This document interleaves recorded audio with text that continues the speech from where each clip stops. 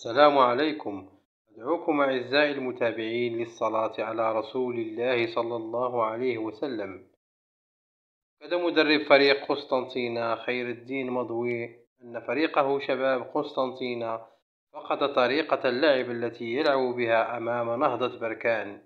وذلك بعد الضغط العالي الذي فرضه نهضة بركان منذ بداية المباراة، حيث بدا ذلك من خلال الهدف المبكر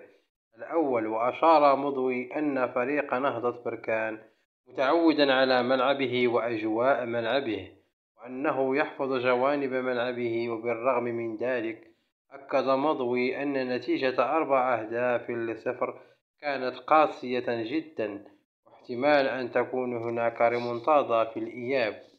الأمر الذي يستبعده كثيرا الجمهور المغربي.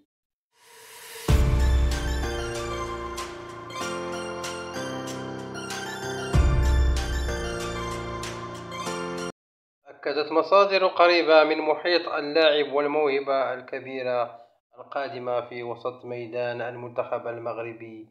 وهو أيوب بوعدي لاعب ليل، أنه تعرض للتجاهل من طرف الطاقم التقني لفريق ليل، وذلك من حيث دقائق اللعب، حيث أن اللاعب المغربي لم يعد يلعب سوى دقائق قليلة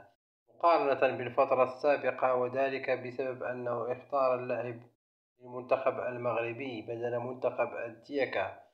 وبهذا يكون المنتخب أسود الأطلس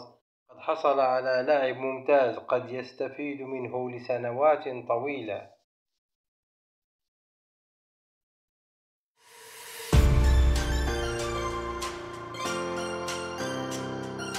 لاعب الأسطورة السابق لمنتخب السامبا كافو، والذي توج رفقة البرازيل بكأس العالم سنة 2002، أن اللاعب المغربي أشرف حكيمي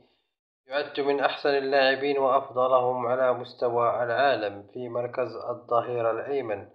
وأضاف اللاعب كافو أن اللاعب قد تعرض لكثير من الظلم، لأنه لم يتوج حتى الآن بأي جائزة، خصوصا الجائزة